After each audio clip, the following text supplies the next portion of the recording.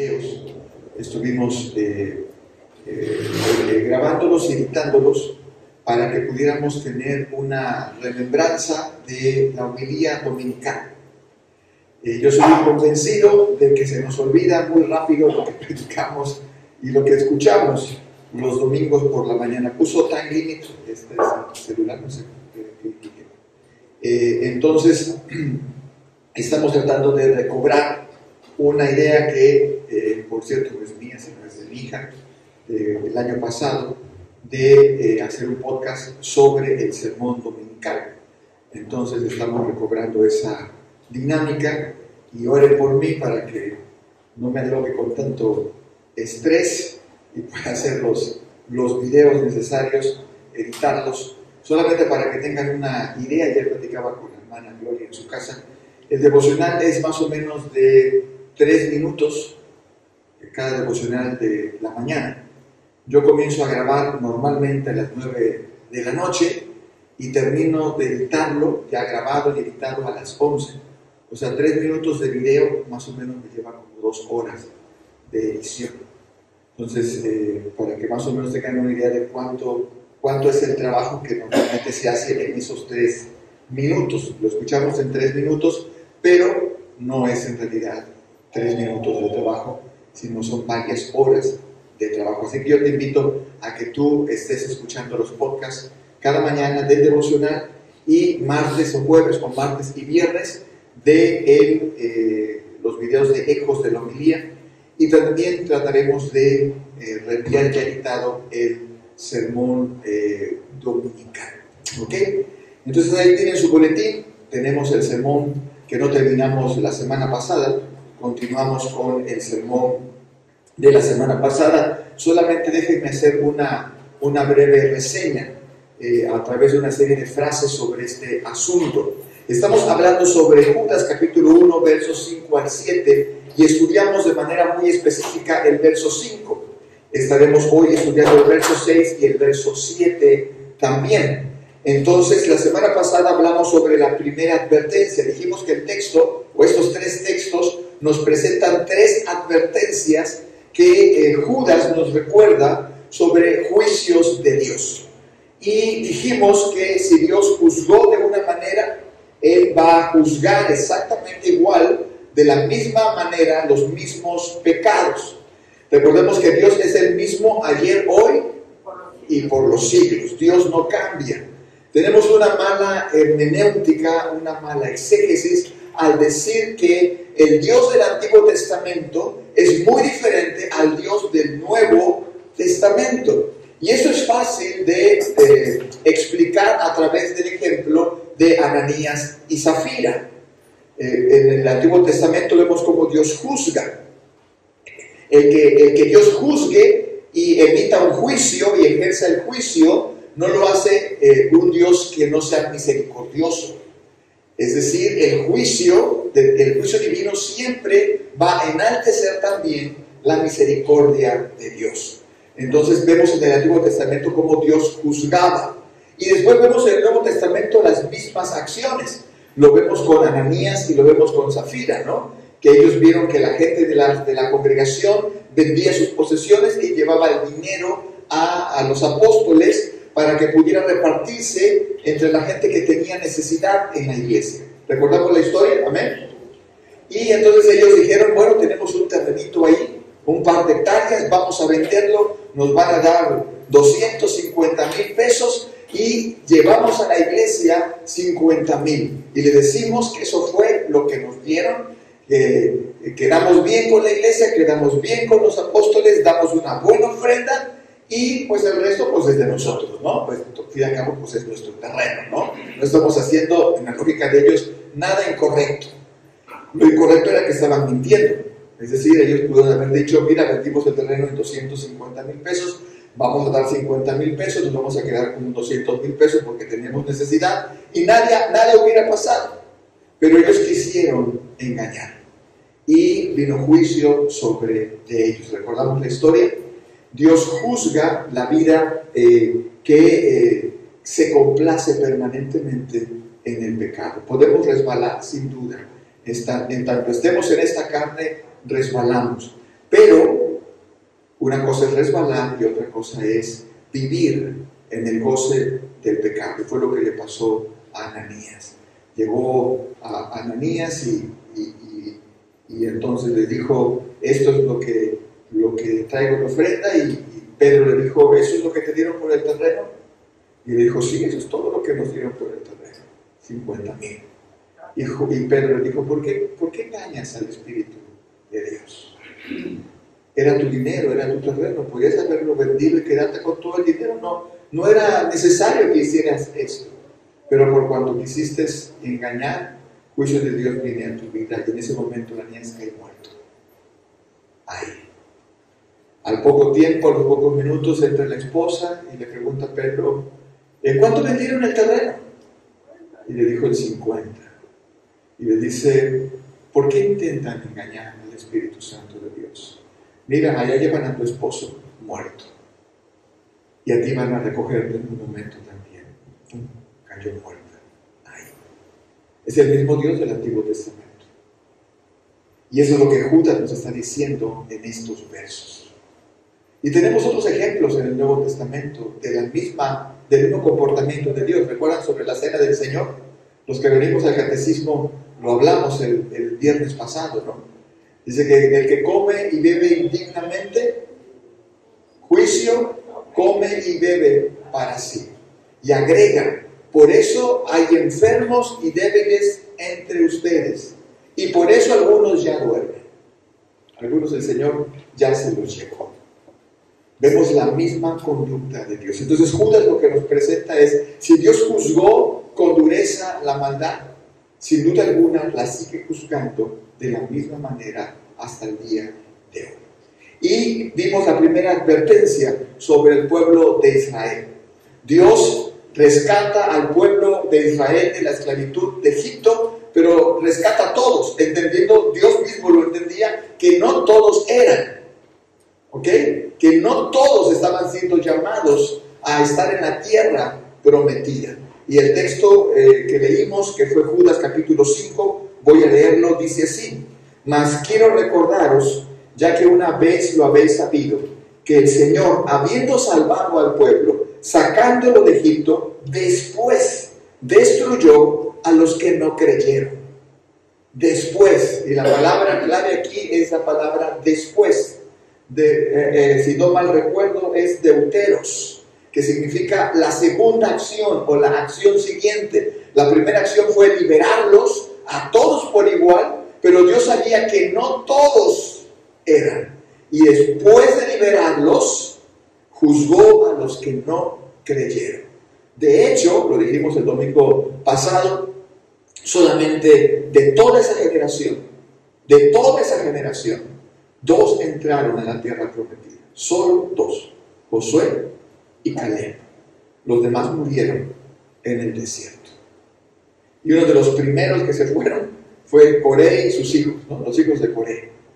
Ellos se rebelaron en contra de Dios y se rebelaron en contra de Moisés, y Dios los juzgó. La tierra se abrió y los tragó vivos. Lo mencionábamos en el video de Ecos de la Homilía, si lo puedes ver, ahí viene el texto, es el pasaje de Números, me parece capítulo 16. Números capítulo 16, ahí viene la historia de los hijos de Coré. Eso fue lo que vimos el domingo pasado. Está en la página número 1, número 2, y vamos hoy a la página número 4. Ahí en su boletín, por favor, página número 4. No nos distraigamos, estemos atentos a la enseñanza en esta mañana. Segunda advertencia. La segunda advertencia está en el verso número 6. Voy a leerlo, creo que está en la pantalla también. Verso número 6. Primero vimos el ejemplo de los judíos que fueron sacados de Egipto hacia la tierra prometida. Y Dios juzgó, liberó con misericordia y después trajo juicio. Ahora vamos a ver un segundo grupo. Y a los ángeles que no guardaron su dignidad, sino que abandonaron su propia morada, los ha guardado bajo oscuridad en prisiones eternas para el juicio del gran día. Primero fueron los llamados de Dios, los descendientes de Abraham, la nación que Dios llamó para revelar su misericordia. a los que Dios amó, porque amó a Abraham, porque así decidió hacerlo en su santa voluntad y en su magnífica soberanía, decide tomar a Abraham, formar una nación para sí. Pero eso no evita que traiga un juicio ante el pecado. Ahora vemos un segundo grupo, los ángeles.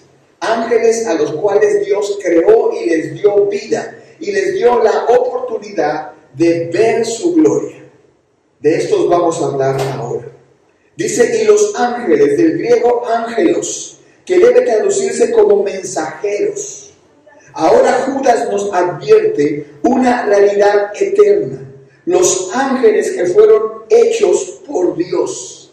No era cualquiera, no era un ser humano, no era alguien que no conociera de primera mano la gloria de Dios. Nosotros sabemos que Dios tiene gloria, ¿amén? Sabemos que Dios habita en gloria. Sabemos que Dios es santo, pero nunca lo hemos visto. Nuestros ojos nunca han visto la gloria de Dios. Estos sí. Estos han habitado en donde Dios habita. Estos le han visto. Ya han estado directamente bajo su servicio. Hermano, cuando los ángeles que están en la tierra, los ángeles que están aquí en medio de nosotros en esta hora, y nuestros ojos no los alcanzan a ver, pero aquí estamos llenos de ángeles en este momento. Amén. Cuando ellos alzan la vista al cielo, ellos ven a Dios. Ellos no ven estrellas, ellos no ven nubes. Ellos ven a Dios sentado en su trono. Y escuchan lo que Dios les está diciendo que tienen que hacer en este momento y ejecutan su santa voluntad. De esto se está hablando Judas aquí. No está hablando de seres humanos que infieren la gloria de Dios a partir de la revelación que Él mismo nos ha dado. No, estos conocen quién es Dios. Ellos saben perfectamente que son creados. Ellos vieron la dignidad en la que fueron puestos para vida. Y de esto nos habla Judas. Estos jamás fueron humanos y nunca estuvieron sujetos a la carne. Estos vieron la gloria de Dios y conocieron a su Creador de primera mano. La conciencia de ser creados por Dios les era más clara que la que tenemos nosotros hoy día, aun con la propia revelación.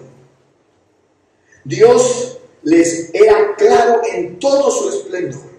Sin embargo, Judas nos recuerda que muchos de ellos se perdieron y Dios mostró su justicia, pues para ellos no hubo ni habrá misericordia. Ellos no tienen ni una oportunidad de redención, ni una, porque no son hijos de hombre. La redención fue propuesta para los hijos de hombre, a los cuales Dios amó desde la eternidad. Pero ellos no están incluidos en el plan redentor. Ellos no tienen oportunidad. Y en este momento de su existencia, no tienen el mayor deseo, no tienen ni tantitas ganas de ser redimidos. Perdieron su gloria. Dice, no guardaron, dice el texto, y los ángeles no guardaron, estos ángeles no guardaron. La palabra griega es tereo, que literalmente se traduce como dormirse. Se durmieron. ¿Han escuchado esta frase? No te duermas en tus laureles. No te duermas en tus laureles. Ellos se durmieron. La idea es que no fueron prudentes y prefirieron otras cosas que nada tenían que ver con el propósito del Creador. Estos ángeles consideraron que su deleite era más importante que la voluntad de aquel que les dio la vida. Estos ángeles están básicamente divididos en dos grandes grupos, y no grandes porque sean grandes en número, sino en dos grandes segmentos. Los que se rebelaron en contra de Dios, porque en conjunto con Satanás querían ser semejantes a Dios. Hemos leído la historia ya muchas veces, ¿no? Tanto en Isaías, me parece que Ezequiel también, y la veremos aún más adelante en Judas. Estos querían ser semejantes al Altísimo, querían ser como Dios, querían la gloria de Dios, pero te voy a decir una cosa, sobre todo querían el conocimiento que Dios tiene. Por eso Satanás decía, me sentaré. Yo quiero sentarme en el trono de Dios y ser semejante al Altísimo. Quiero la misma condición de Dios. Ese es un grupo. Y el siguiente grupo que está en el libro de Génesis, me parece que capítulo 6, no sé si puedan poner el texto por ahí, y vieron los hijos de Dios que las hijas de los hombres eran hermosas, y tomaron para sí mujeres. Recordemos el texto. Y les engendraron hijos, los cuales fueron los primeros valientes, dicen algunas versiones, los primeros poderosos sobre la tierra. Estos ángeles, que en la cultura hebrea se les llama los vigilantes, y para los que son de mi generación seguramente se van a acordar de los Cuatro Fantásticos, que había un vigilante, para que se den cuenta que la cosa no, todo está ligado o entrelazado. Estos vigilantes tenían la función de guardar a los hombres del peligro después de la caída. Su encomienda era proteger a los hombres, a los descendientes de Adán. Pero estos, en lugar de querer ser semejantes al Dios Altísimo, ellos anhelaron ser semejantes a los hombres. Ellos no querían ser como Dios, ellos querían ser como los hombres. ¿Entendemos? Y deseaban tener sexo con las mujeres, con las hijas de los hombres. Y entonces tomaron imagen de hombre, despreciaron su gloria y se pusieron bajo la condición de carne, o algo parecido a la carne, y engendraron hijos. De ahí viene toda la mitología que hoy conocemos, el concepto de los semidioses. De ahí viene, de una situación antes del diluvio. Toda la mitología sumeria o babilonia, la mitología egipcia y toda la mitología griega y romana posterior, antes la mitología siria, todo está basado en los hechos en la existencia humana entre Adán y Noé. ¿Qué hubo ahí?